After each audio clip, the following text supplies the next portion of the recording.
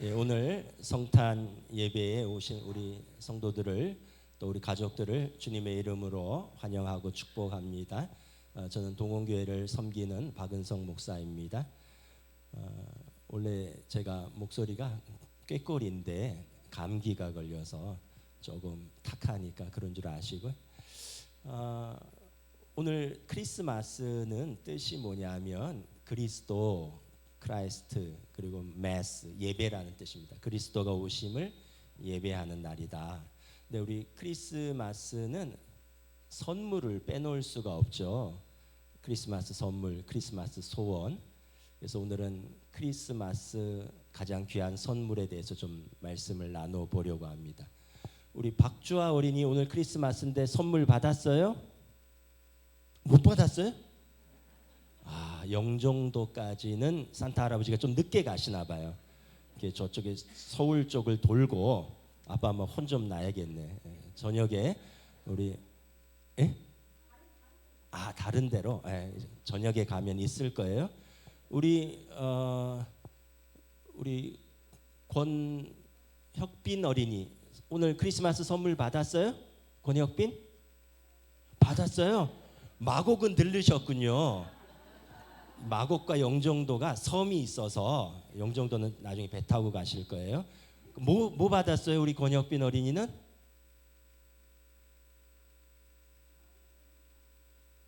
컵이 예, 그래요. 예. 귀한 걸 받으셨어요.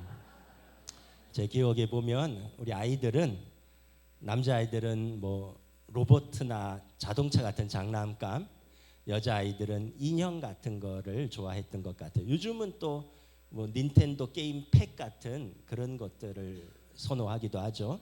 뭐 아이들만 선물 받기를 좋아하나요? 어른들도 선물 받는 거 좋아하죠. 또 크리스마스에 다 그런 소원들이 있죠. 요즘 한참 입시 시즌인데 뭐 이렇게 원하는 또 학교를 가고 싶은 그런 또 선물을 소원하기도 하고, 또 대학을 졸업하는 청년들은 또 원하는 기업에 입사해서 또 마음껏 일하면서 꿈을 펼치고 싶은 그런 소원이 있기도 하고요. 또 우리 한참 선남 선녀들은 멋진 남자친구, 여자친구랑 만나서 이렇게 로맨틱한 또 사랑을 꿈꾸기도 하는 소원이 있습니다. 또 직장일 다니는 분들은 열심히 일해서 회사에서 인정받고 진급하고, 그래서 자신의 또 멋진 커리어를 쌓는 그런 소원을 갖기도 하죠. 우리 연세 드신 부모님들은 자식이 잘 되는 게 선물입니다. 왜냐하면 자식이 부모의 선물이고, 자식이 잘 되면 부모는 가장 좋은 선물을 받은 것이죠.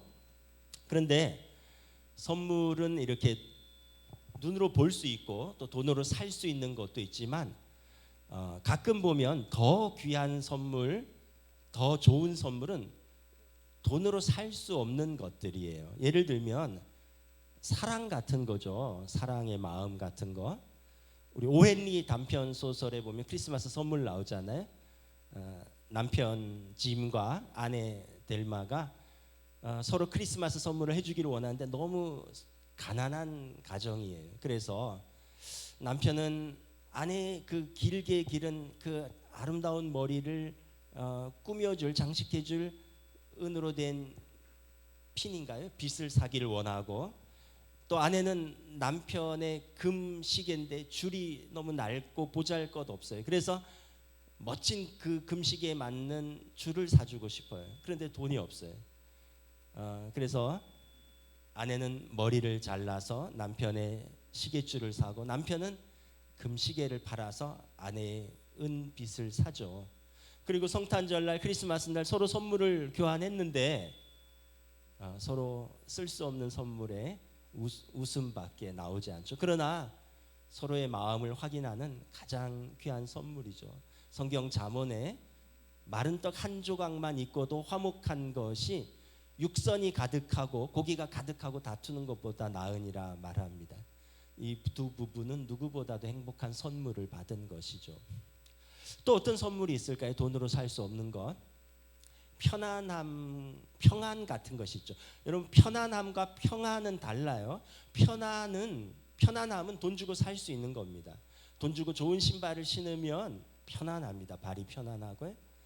또 좋은 그 카우치, 소파, 침대는 쿠션도 좋고요. 편안합니다. 누워서 편안합니다. 좋은 차를 타도 여러분 편안하죠. 좋은 차 얼마나 편안합니까? 제가 미국에서 공부할 때 발레 파킹이라는 아르바이트를 한 2년 했었어요. 이제 주차 서비스예요. 그런데 발레 파킹을 하는데 미국은 자동차 종합 전시장이에요. 전 세계 유명한 자동차들이 다 이렇게 모여드는 나라입니다. 그래서 제가 매일같이 BMW, 벤츠, 또 폭스바겐, 벤틀리. 여러분 벤틀리 타보셨어요? 벤틀리? 벤틀리. 롤스로이스는 못 타봤어요. 롤스로이스는 저한테 키를 안 맡기더라고요. 자기들이 딱 주차를 하더라고요. 정말 좋은 차는 정말 편안해요. 그런데 이 편안함은 돈으로 살 수 있지만 평안은 돈으로 살 수가 없어요. 뭘까요? 평안은 좋은 관계에서 오는 편안함과 그리고 이 안정감이죠. 아까 말씀드렸듯이 여러분 집에 마른 떡 한 조각만 있고도 화목한 것이 산의 진미가 가득하고도 다투는 것보다 낫다고.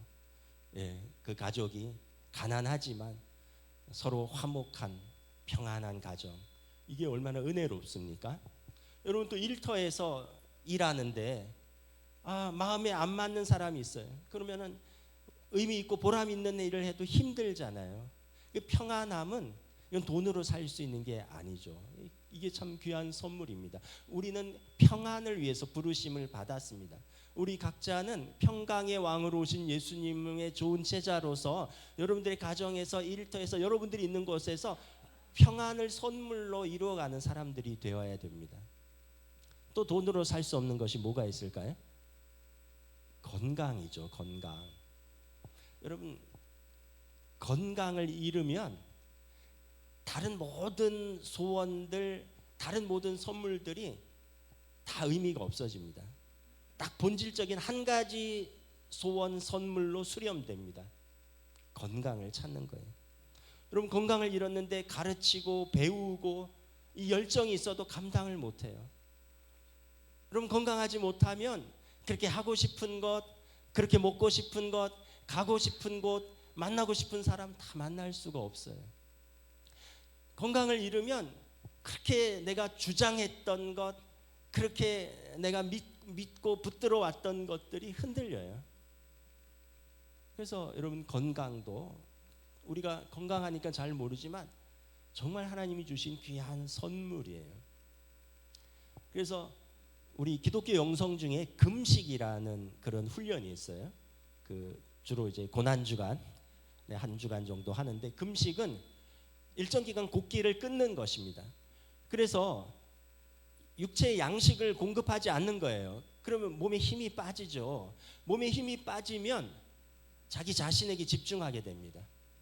외부로 시선을 향하지 않고 자기 자신을 바라보게 돼요. 자기 자신에게 집중해야 하게 돼요. 자기 내면의 음성에 귀 기울이게 돼요.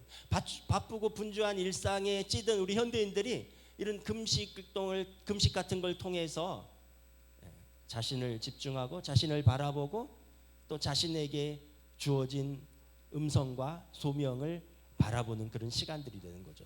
그래서 사실은 아픈 사람들이 나을 수만 있다면 축복이에요. 왜냐하면 그 시간에 하나님의 음성을 듣는 그리고 자신을 정직하게 바라보는 가장 좋은 시간이거든요. 그런데 여러분 우리 인간이 가장 자신을 진실하게 직면하는 순간이 어디일까요? 어느 순간일까요? 죽음의 순간입니다. 죽음의 순간은 우리 자신을 둘러쌌던 모든 그런 외식과 거추장스러운 것들을 내려놓고 진실하게 자신의 모습을 직면하게 되는 순간입니다. 저나 여러분이나 여기 이 중에 죽음을 직면한 사람은 아무도 없죠. 그 의사들이나 신학자들이 보고한 것 중에 임사 체험이라는 게 있습니다. 거의 죽을 뻔했던 사람들의 체험을 이야기를 하는 거예요. Near Death Experience라고 하죠. 거의 죽을 뻔, 막 심폐소생술 했다가 살아난 사람들, 또는 어떤 극적인 사고의 순간에서 살아났던 사람들, 그 사람들이 그 죽음을 잠깐 맛본 건데 그분들의 고백이 있습니다. 제가 임사 체험인지는 모르겠는데 그런 비슷한 경험을 한 적이 있어요. 2001년 12월 31일이었어요. 송구영신 예배를 앞두고 2001년이니까 그때 신학교를 졸업하고 1년이 지나고 막 뜨거울 때잖아요. 그래서 교회 교사들을 데리고 기도하러 가자. 한 해를 기도로 마치고 새해를 기도로 맞이하자. 그래서 수원의 흰돌산 기도원으로 제가 인솔에서 차량 몇 대로 출발을 했습니다. 그래서 수원 흰돌산 기도원에서 2001년에 12월 31일을 예배를 마치는데 마칠 무렵에 눈이 막 오기 시작을 하는 거예요. 1시쯤 예배를 마치고 기도원에서 서울로 출발하는데 눈이 꽤 쌓였어요. 그런데 도로는 차가 다니기 때문에 눈이 쌓여도 녹은 것처럼 보였어요. 그래서 수원에서 과천의왕 산업도로를 타고 과천 쪽으로 진입을 하는데 과천의왕 산업도로에서 100km 정도로 달리고 있는데 거기에 터널이 하나 있었어요. 그런데 터널이 있다는 얘기는 산 밑이라는 얘기고요. 산 밑은 온도가 더 떨어져요. 그래서 완전히 녹지 않은 상태입니다. 제가 그때 잘 몰랐어요. 그래서 100km로 그냥 11명을 가득 채운 승용차가 100km로 달리는데 갑자기 쫙 중앙분리대 쪽으로 미끄러지는 거예요. 그래서 반사적으로 핸들을 오른쪽으로 감았는데 차는 그대로 중앙분리대 쪽으로 미끄러지는데 건너편에서 차들이 불빛을 비우면서 쫙 오는데 중앙분리대는 무릎 높이만한 중앙분리대가 있었어요. 근데 제가 마음에 드는 생각은 이거 중앙분리대를 넘어가겠구나. 그러면서 이제 이렇게 죽는구나. 근데 놀라운 광경이 펼쳐졌어요. 제가 아주 어렸을 때부터 32살까지의 기억이 파노라마처럼 쫙 펼쳐지는 거예요. 이게 그냥 슬로우 비디오처럼 아주 어렸을 때부터 32살까지 그때 살았던 인생이 쫙 펼쳐지는데 아주 아기 때 제가 문턱을 넘어가다가 문턱에 발이 부딪혀서 넘어져서 턱을 찧어서 턱에 피를 철철 흘리며 울던 것이 생각이 났어요. 보였어요. 그리고 언제인지 모르겠지만 아주 아기 때 어렸을 때 집 마당에 토끼가 있었는데 토끼들에게 풀을 주면서 누나랑 놀던 것이 생각이 났어요. 그리고 초등학교 때 누나 손을 잡고 언덕을 넘어서 학교를 가던 모습이 보였어요. 그러면서 군대에서 완전군장을 하고 구보를 하는데 헐떡거리면서 막 언덕을 뛰어가며 힘들어하던 제 모습이 보이고는 결혼하던 모습, 그리고 아내가 3살 된 우리 큰아들을 안고 있는 모습이 보였어요. 그리고 쾅 하면서 중앙분리대를 들이받았어요. 핸들을 오른쪽으로 감았기 때문에 쾅 들이받고 반대쪽으로 차가 쏜살같이 튀어나가서 터널에 가서 터널을 쾅 부딪혔어요. 그리고 터널을 쾅쾅쾅쾅쾅 부딪히면서 100m 간 다음에 차가 탁 섰어요. 근데 제가 그때 긴 어둠의 터널을 통과하면서 밝은 빛을 순간적으로 보는데 두 가지 생각이 들었어요. 하나는 내가 이대로 죽는구나 하면서 그럼 이제 내 아내랑 이제 3살 된 우리 큰아들 그리고 우리 둘째가 2월에 출산 예정이었습니다. 아직 얼굴도 못 본 우리 둘째 아들 어떻게 살지, 우리 부모님은 어떻게 살지, 여기 짧은 순간에 딱 들었고요. 두 번째는 이렇게 죽으면 내 존재가 소멸되는 것인가, 아니면 하나님 앞에 설 텐데 내가 죄가 너무 많아서 지옥에 가면 어떻게 하지? 두려움이 막 몰려왔어요. 그러면서 쾅쾅쾅쾅쾅쾅쾅 하고 섰는데 잠깐 정신을 잃었어요. 그 이후에 경찰차가 오고 레카차가 와서 차가 문이 다 찌그러져서 열리지가 않아서 차 문을 뜯어내고 내렸어요. 정말 하나님의 은혜로 그 차에 탔던 11명이 다 자고 있었대요. 1시에서.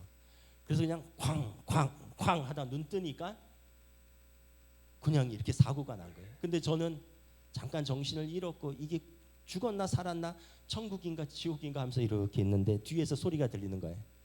전도사님 죽었나 봐. 그래서 내가 죽었나? 뒤에서 우리 교사들이 전도사님 죽었나 봐 이러는 거예요. 그래서 내가 살았구나 하고 고개를 딱 들은 거예요. 그날 이후로 저에게 그 죽음이란 것의 정의가 새로 생겼어요. 나는 죄인인데 하나님 앞에서 결코 나는 의롭다고 설 수 없는 죄인이구나. 그런데 요한복음 3장 16절에 하나님이 세상을 이처럼 사랑하사 독생자를 주셨으니 이는 저를 믿는 자마다 멸망치 않고 영생을 얻게 하려 하심이라. 죽을 우리를 살려주시려고 아들 독생자를 보내셨고 그를 믿는 자는 영생을 얻게 하려고 예수님을 보내주셨구나. 오늘 누가복음 2장 10절 11절 말씀에 천사가 말합니다. 두려워하지 마라. 보라 너희를 위하여 큰 기쁨의 소식을 전하노라. 오늘 다윗의 동네에 너희를 위하여 구주가 나셨노라. 구원자가 다윗의 동네에 나셨노라. 이게 우리에게 가장 큰 기쁨이고 가장 큰 선물인 것이죠. 저와 여러분들이 여러분 하나님 앞에 섰을 때 육신의 장막이 허물어졌을 때 우리의 육신은 흙으로 돌아가고 우리의 영혼은 원래 우리에게 주신 하나님께로 돌아갈 것입니다. 근데 그때 거기서 우리를 영접하실 하나님을 배우는 거죠. 우리의 공로가 아니라 우리의 행위가 아니라 예수님의 은혜 때문에 그런 것입니다. 예수님께서 십자가에서 우리의 모든 죄를 짊어지셨거든요. 로마서 3장에 모든 사람이 죄를 범하였으며 하나님의 영광에 이르지 못하더니 그리스도 예수 안에 있는 십자가의 속량으로 말미암아 값없이 의롭다함을 얻었느니라. 이러므로 하나님께서 우리의 전에 지은 죄를 간과하심으로 넘어가심으로 우리를 의롭다 하시고 또한 하나님이 의로우심을 보여주셨으니 하나님께서 의로우심을 보여주신 것은 또한 예수 믿는 자들을 의롭게 하려 하심이라. 이것은 우리의 무슨 행위로 되는 것이 아니라 법으로 아니라 오직 우리의 믿음이요 은혜로라. 예수님을 이 땅에 보내주신 것이 가장 큰 선물이고 은혜인 것입니다. 영접하는 자 곧 그 이름을 믿는 자에게 하나님의 자녀가 되는 권세를 주셨으니 우리가 예수님을 마음으로 믿고 입으로 시인하여 영접하면 하나님의 자녀가 되는데 하나님의 자녀는 지옥이 아니라 하나님 나라의 상속자로서 하나님 나라를 유업으로 상속받을 것이라 로마서에서 말씀하고 있는 것이거든요. 제가 그날 그것이 임사체험인지는 모르겠지만 제 인생의 짧은 32년을 돌아보면서 죽음을 신학적으로 또 개인적으로 정리하게 되었습니다. 그 이후로 한 달 지나니까 그 거룩한 마음은 잊어버렸어요. 또 이렇게 생활에 찌들리고 또 옛날 습관들이 나오면서. 그런데 그때 그 경험은 아직도 저에게 선명하게 남아있어요. 그때 하나님이 나를 부르실 때 나는 어디에 설 것인가. 그 어둠의 긴 터널을 통과하면서 제가 그 다음 날 경찰 진술하러 과천경찰서에 갔다가 그 현장을 재방문했어요. 갔더니 제가 미끄러진 지점부터 중앙분리대 첫 번째 충돌까지 100m예요. 그리고 중앙분리대 첫 번째 충돌하고 2차 충돌 터널까지 또 100m예요. 그러니까 200m를 쾅쾅 부딪히는데 한 10초도 안 걸렸을 거예요. 근데 제 인생을 다 보았다니까요. 그리고 어둠의 긴 터널을 통과해서 빛을 통과하는 것을 잠깐 경험했습니다. 오늘 너희를 위하여 다윗의 동네에 구주가 나셨으니 곧 그리스도 주시니라. 예수님이 오신 것이 저와 여러분에게 온 인류에게 가장 큰 선물인 줄 믿습니다. 오늘 누가복음 2장에 보면 예수님의 아버지 마리아와 요셉과 어머니 마리아가 그 호적을 하러 고향의 베들레헴에 갔는데 여관이 없었어요. 그 여관 주인이 여관에 다른 사람들이 다 들어서 방이 없으니 마구간이 비었는데 마구간에서라도 내가 내줄 수 있으니 여기서라도 쉬려면 쉬겠느냐. 그래서 마구간에 갑니다. 만약에 그 여관 주인이 예수님께서 그 당신의 죄를 구원하여 오신 메시아라는 걸 알았다면 예수님께서 온 세상에 구주로 오신 것을 알았다면 그 마구간을 내줬을까요? 아마 자기 방을 비워서라도 예수님을 영접했을 거예요. 그런데 그 주인은 예수님에 대해서, 메시아에 대해서 무지했습니다. 오늘도 많은 사람들이 예수님에 대해서 들었어요. 예수님에 대해서 알고 있어요. 그런데 예수님에 대해서 무지해요. 그래서 자기의 마음의 방을 내어드리지 못해요. 여전히 자기의 마음의 방에 육신의 정욕과 안목의 정욕과 이생의 자랑으로 가득 채우고 예수님을 위한 방을 내어드리지 못해요. 그런데 오늘 여러분, 우리가 이제 예수님에 대해서 알았으니 저와 여러분의 구주로 오신 예수님을 위하여 여러분들의 마음의 방을 내어두시면 예수님께서 그 안으로 들어오셔서 여러분과 저와 더불어 먹고 마시며 우리를 하나님의 자녀로 영접하실 줄 믿습니다. 이것이 성탄입니다. 성탄, 크리스마스, 그리스도를 예배하는 날.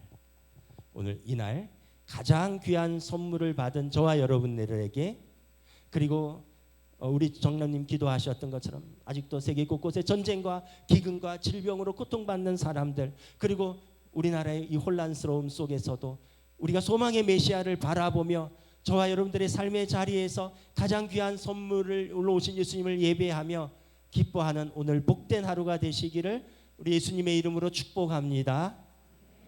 제가 기도하겠습니다.